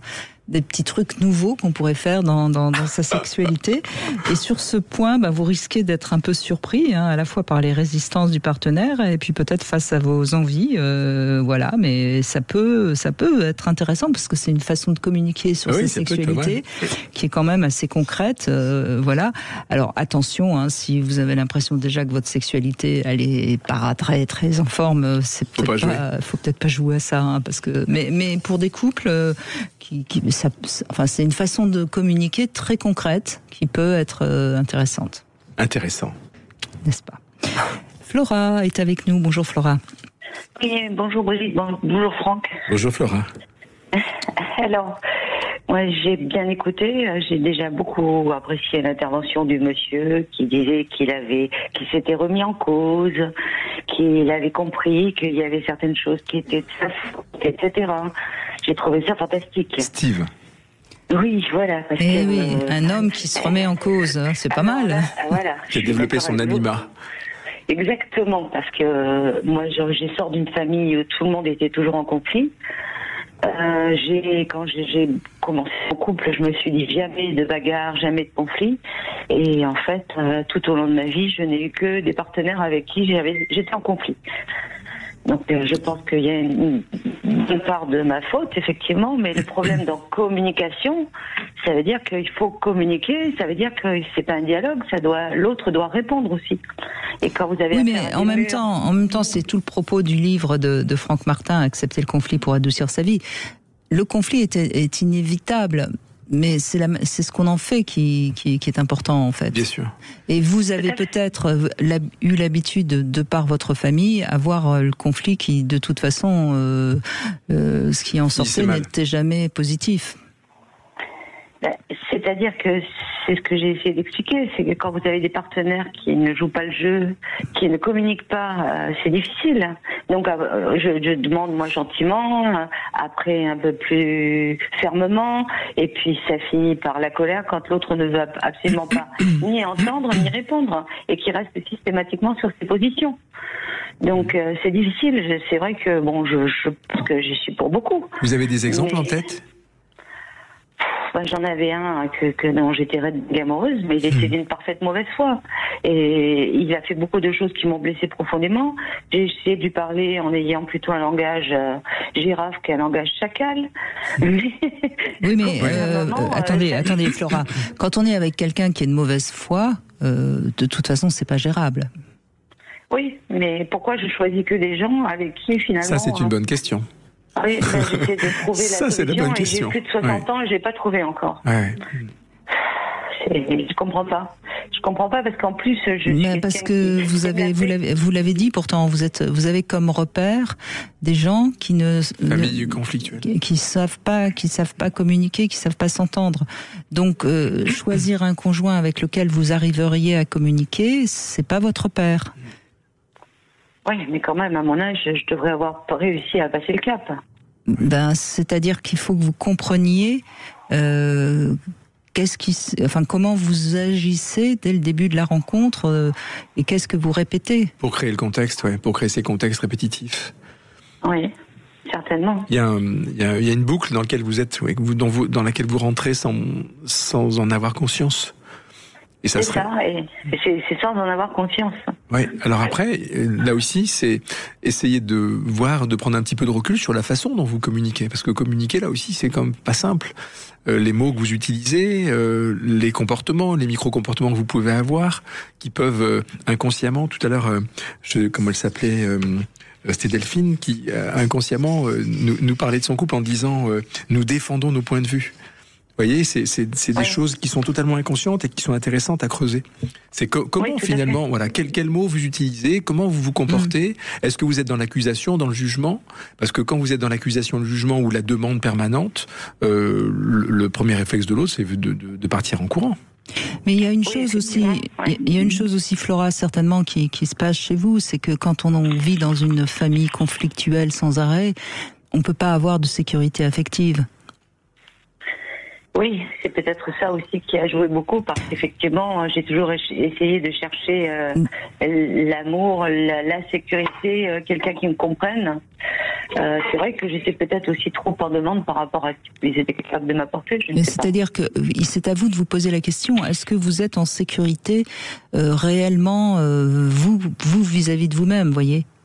Est-ce que vous existez dans cette sécurité qu'on a tous du mal à acquérir, hein, parce que Franck Martin, vous le disiez au début, hein, on vient au monde totalement insécure. Totalement. Et c'est à partir du moment où on a une certaine sécurité affective que normalement devrait nous apporter la famille, qu'on peut commencer à être en couple mature. Tant qu'on n'a pas ça, et sauf que la famille ne le fait pas tout le temps. On est bien d'accord. Il y a plein de moments où on est totalement insécurisé. Et c'est certainement votre cas, parce que vous racontez d'une famille tout le temps en train de se disputer, d'être en conflit.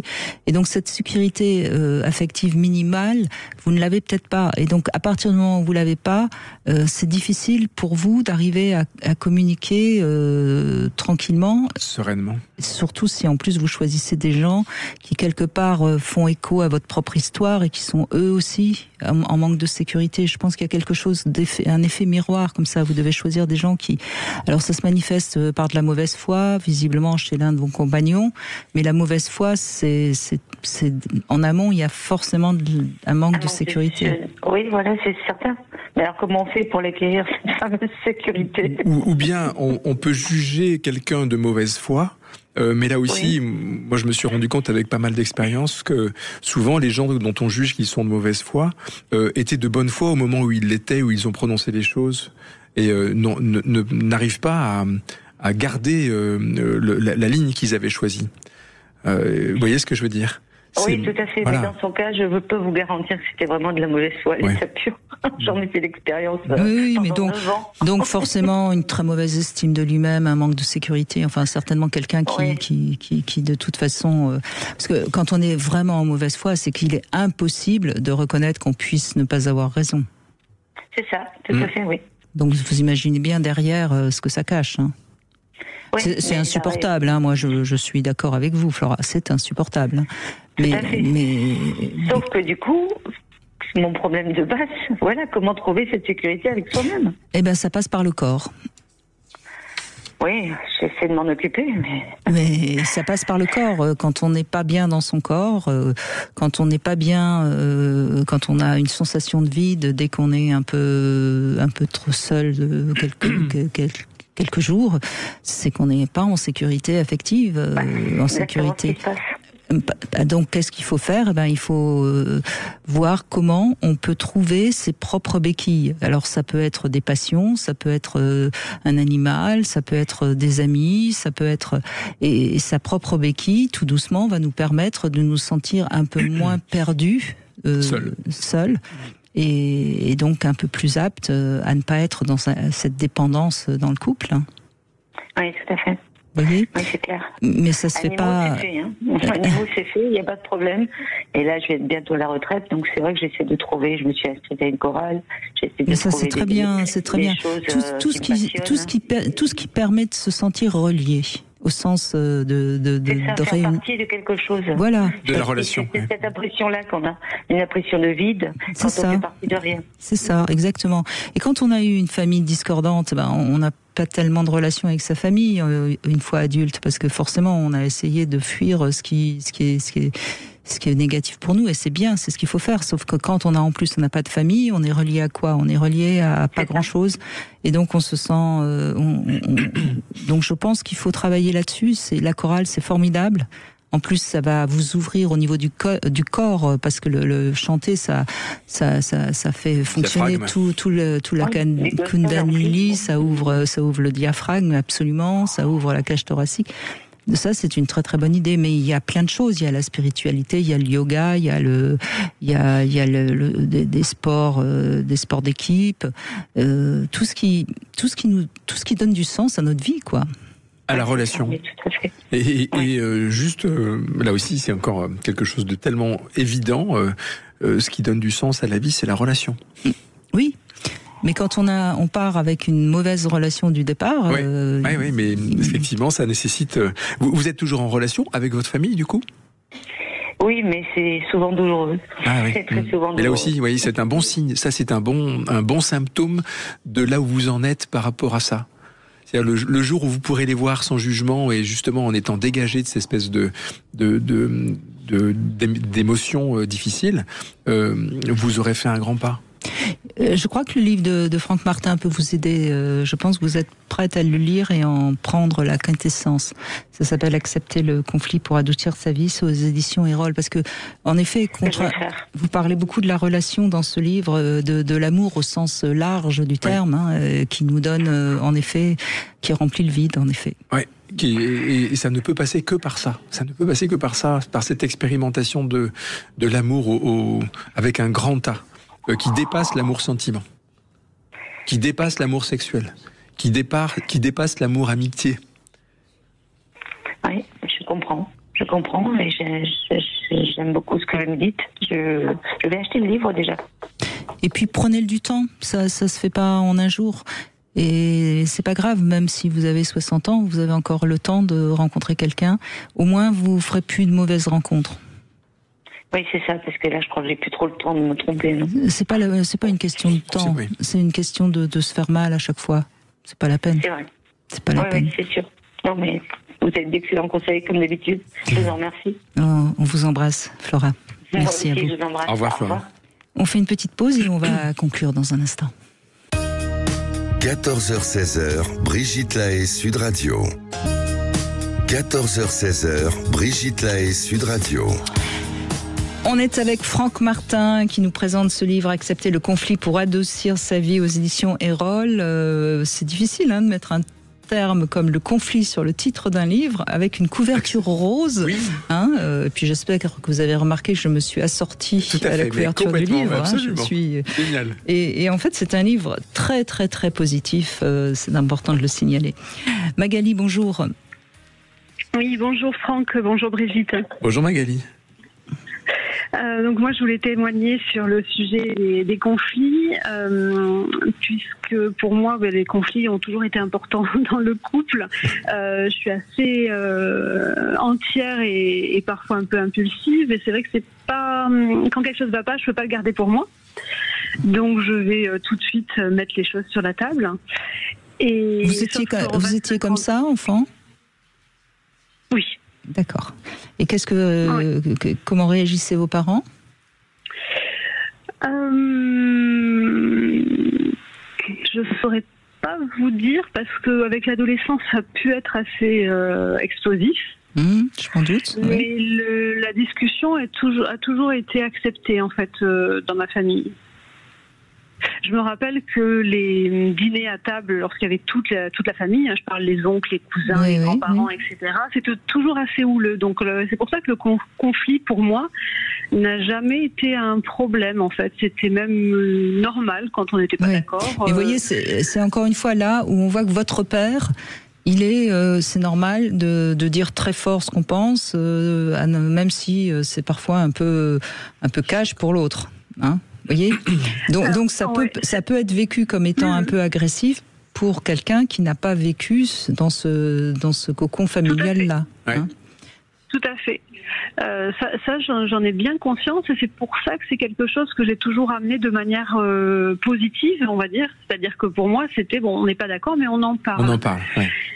Voilà. Et sauf qu'il y a eu une période quand même après l'évolution du couple où ça a pu être compliqué et où il y a une une protection, on va dire.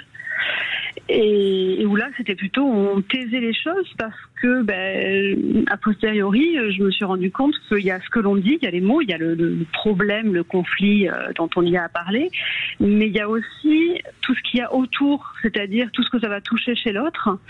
Et si on va parler d'un sujet, je sais pas, je dis une bêtise, les enfants ou ce qu'ils ont le droit de faire ou pas, peu importe. Oh, c'est pas une bêtise, le sujet des enfants. Non, voilà, mais je veux dire, je comprends, pardon. Sans penser à un exemple précis, mais du coup, selon ce que je vais dire, mon conjoint va peut-être évoquer d'autres choses que je n'ai pas perçues, et donc il va réagir non pas par rapport à ce que je dis, mais par rapport à ce que je réveille en lui. C'est ça, bien sûr. C'est là, miroir. Voilà, et c'est là où les choses ont pu parfois s'envenimer.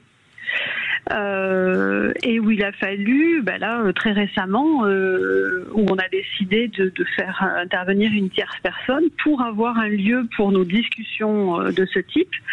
Parce que... bravo, parce que vous avez compris quel était le problème du conflit qui ne vous apaisait pas, mais qui rentrait dans une sorte de surenchère. Vous l'avez compris, donc c'est pour ça que vous avez fait appel à une aide extérieure, parce que peut-être c'était plus simple pour que lui comprenne aussi, mais oui, et ce que vous dites, oui, c'est exactement le problème du conflit.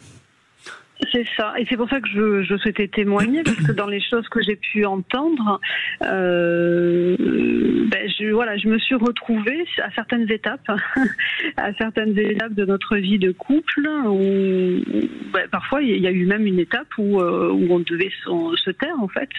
Oui. Et sauf que quand il y en a un ou voire les deux, mais c'est un des deux qui ne dit rien, c'est qu'il dit quelque chose. Oui, il dit quelque chose en disant rien. C'est pour ça que pour moi les conflits c'est important effectivement qu'ils puissent être acceptés comme une part normale du couple. Et après ça va être intéressant lorsqu'ils sont mal vécus ces conflits de voir à quelle blessure ça nous renvoie. C'est ça. Et ça évite les réactions disproportionnées, voire l'escalade qui elle est plutôt délétère. Vous avez tout compris Magali. Oui, formidable. Hein. Et tout à l'heure, je crois que tout à l'heure, il y a quelqu'un qui a parlé du handicap. Tout le monde est un peu handicapé, je crois, j'ai entendu. Je me demande si c'était pas vous, Franck, qui disiez ça. C'est possible. Et en fait, moi, je pense qu'effectivement, on est tous un peu handicapés en communication. C'est un peu comme s'il y en a un qui parle espagnol et le français. Ah oui, complètement. C'est Brigitte qui en parlait. On est censé se comprendre. Oui. Ah, voilà. C'est Brigitte qui parlait du fait qu'on parlait pas la même langue. Oui, voilà. Et je trouve que c'est exactement ça. C'est-à-dire qu'un espagnol et un français, a priori, on peut à peu près se comprendre, mais sur des subtilités, on peut ne pas du tout se comprendre et passer à côté on va passer complètement à côté. C'est même pire, Magali. C'est-à-dire que même en ayant appris à parler le français quasiment tous de la même manière, méthode globale, méthode syllabique, lecture, le Becherel, etc. On pense qu'on parle la même langue et qu'on a cette communauté linguistique, ce qui est vrai, on a une communauté linguistique, mais c'est pas parce qu'on a une communauté linguistique qu'on se comprend. Et c'est ça qui est terrible. Donc vous allez utiliser un mot qui, pour vous, dans vos valeurs, dans vos critères, dans l'expérience que vous avez du mot, est totalement différente du même mot pour votre compagne, votre compagnon ou pour quelqu'un qui est autour de vous. Et ça, dans tous les contextes.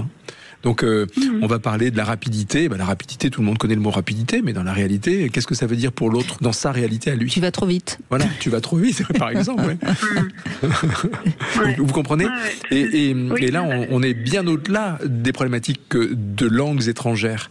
Même en parlant français, on se comprend pas parce qu'on ne prend pas le temps de creuser et donc d'écouter vraiment ce que veut dire tel ou tel mot pour l'autre. Qu'est-ce que tu entends par vite ? Déjà, on dit bien que les hommes et les femmes n'ont pas tout à fait le même langage, tout en parlant la même langue. Hein. Oui. D'où la nécessité de prendre ce temps de creuser les mots. C'est quand tu dis que je fais pas ce que tu attends de moi, d'abord j'ai pas compris ce que tu attends de moi, et si éventuellement j'ai quelque chose de précis, je suis même pas certain de comprendre ce que l'autre entend derrière tel ou tel type de mot. C'est ce qu'on appelle des grands mots valises. C'est la beauté, la rapidité, l'exactitude, la gentillesse, la bienveillance. C'est tous des mots qui sont géniaux, dont on parle tous les jours. On en parle depuis 2 heures ensemble. Le respect, l'amour, mais qu'est-ce qu'on y met derrière ? La confiance. Tu ne me respectes pas. Ah bon ? Mais si, j'ai l'impression de te respecter. Mais oui, mais qu'est-ce que tu y mets, toi, derrière le mot respect ? Vous voyez ? Normalement, on devrait communiquer 26 heures par jour si on voulait être sûr de se comprendre totalement. C'est ça. Mais même soi-même, parfois, on se comprend pas. Alors, mais votre témoignage, il est intéressant et important pour ceux qui nous écoutent parce que vous avez su comprendre pourquoi parfois vous ne vous compreniez pas, et ça, c'est déjà un premier pas essentiel. Alors après, ça devenait indispensable parce que quand même le fait de faire appel à une tierce personne, ça a permis aussi de voir des choses dont j'avais pas conscience. Eh oui. Que par exemple, lorsque mon conjoint me disait bah non, là-dessus je suis pas d'accord. Eh bien moi, en fait, inconsciemment, ce que je n'avais pas perçu, c'est que je le vivais comme une attaque. Quel est le bon terme ? Non, pas comme une attaque, mais comme il ne me reconnaît pas pour qui je suis.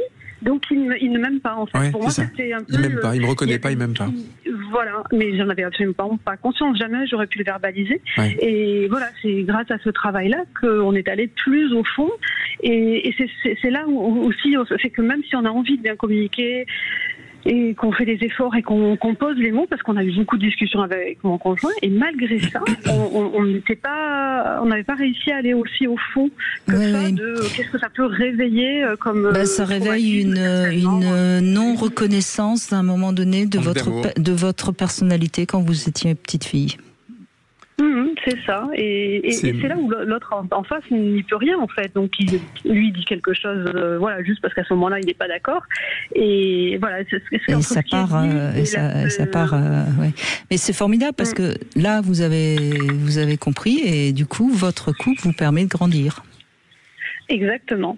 Donc c'est l'avantage des conflits, c'est ce que nous explique depuis 14 heures Franck Martin. Chouette un conflit. Chouette, encore un conflit. À table, on se met à table. Merci beaucoup Magali. Merci Magali. Merci vraiment. On va conclure avec Réjeanne qui nous rejoint. Bonjour Réjeanne. Oui, bonjour Brigitte, bonjour Franck. Bonjour Réjeanne. Merci d'être avec nous. Allez-y. Merci aussi de le recevoir. Ouais. Je souhaitais intervenir sur les conflits de couple parce que je suis moi dans une situation de famille recomposée. Je suis avec un papa de 2 enfants depuis 5 ans et nous avons régulièrement des conflits quant à ces enfants et à l'éducation au quotidien en fait. Oui, c'est compliqué les familles recomposées. Et j'aurais bien aimé que vous dédiez l'une de vos émissions à ce sujet parce que... Vous avez raison, il faut revenir sur ce sujet, absolument. Oui, c'est vrai. Et donc, moi, si vous voulez, j'essaie de faire de mon mieux, mais je ne fais pas toujours bien, évidemment. Et j'ai du mal parfois à accepter son mode d'éducation. Et là, récemment, nous avons eu un conflit. Je voulais vous le soumettre pour que vous me donniez un petit peu votre opinion. Les enfants sont en garde alternée 1 semaine sur 2 et l'aîné à cheval le samedi, alors que c'est le jour de sa maman et sa maman travaille le samedi. Donc, le papa m'a demandé si tous les samedis, du coup, l'enfant pouvait être avec nous. Et moi, ça me pose problème parce que même si j'ai signé pour une famille recomposée, j'aime bien aussi un samedi sur 2 être tranquille. Et le papa n'accepte pas ma position en fait. De même qu'il me dit que je peux intervenir dans l'éducation, mais des fois si on n'est pas d'accord et que je donne certaines règles à ses enfants, il n'est pas d'accord avec ces règles-là, donc du coup ça se transforme en pugilat de mon côté. Vous avez pas d'enfants vous ? Non, donc c'est vrai que j'ai j'ai pas mes armes non plus avant avec mes propres enfants. J'ai un petit peu découvert ce que c'était que d'être parent avec les siens et Donc du coup, c'est pas facile pour moi. Non, mais c'est jamais, c'est beaucoup plus, c'est souvent plus difficile quand soi-même on n'a pas encore eu d'enfant parce que quelque part on nous impose quelque chose dont on n'a pas encore l'expérience. C'est lui qui s'est séparé de son ex-épouse ou de son ex-compagne. Comment ça s'est passé? Un petit peu d'un commun accord, mais c'est vrai que mon introduction dans la famille n'a pas été bonne du tout parce que la maman m'a haï dès le départ, à me traiter de tous les noms, donc j'ai pas eu bonne presse auprès des enfants. Oui. Je suis quelqu'un de doux, de gentil, de patient, mais j'ai pas toujours la forme non plus. J'ai pas été élevée non plus dans la douceur et j'ai un petit côté insécure. Alors déjà, ils sont assez jeunes, j'imagine, les enfants. Oui, ados et 20 ans. Ah oui, donc ils sont pas si jeunes que ça. Donc un ado. Et c'est l'ado qu'il faut garder tous les samedis? C'est ça, voilà. Oui, oui, en plus un ado, c'est pas rien. Alors moi déjà, il y a une première clé que je donne toujours dans les familles recomposées. On a le droit de pas s'aimer, mais on doit se respecter. Donc il faut que vous imposiez un minimum de respect de la part de cet ado et celui qui a 20 ans, je pense qu'il est peut-être moins. Vous voyez, déjà posez vos limites. Et ça, il faut que votre conjoint l'entende parce que sinon c'est pas possible. Alors, quand je dis poser vos limites, ça veut... Les règles ont changé avec son ex entre-temps en cours de route, parce que j'imagine qu'au départ c'était pas comme ça. En fait, par rapport au samedi, vous voulez dire? Oui, par rapport au samedi, ouais. Ah oui, c'est vrai que c'était un samedi sur 2 chacun, et là le fait que le cheval soit à côté de chez nous, du coup on garderait l'enfant le vendredi soir pour tout le samedi. Mais ça manque cruellement de règles du jeu précises dans lesquelles vous devez vous participer. C'est-à-dire que il n'y a pas la possibilité normalement. Alors c'est un peu tard maintenant, mais normalement il aurait fallu que ça soit posé ensemble à 3. Que lui ne dise pas oui ou non à madame sans vous en avoir parlé et en avoir effectivement discuté tous les deux de manière hyper claire. Il n'a pas dit oui parce qu'il sait que je veux dire non, mais du coup il me reproche le fait de ne pas pouvoir accueillir son fils tous les samedis en fait. Pour lui ça pose un problème que je ne sois pas accueillante. Et c'est quoi que ça vous pose comme problème en fait? Moi j'ai besoin de solitude, j'ai besoin de charger les batteries une semaine sur 2, donc une semaine sur 2 je suis à la maison avec le papa, ça me fait du bien. Oui, il n'y a que le samedi où vous avez la possibilité de vous retrouver.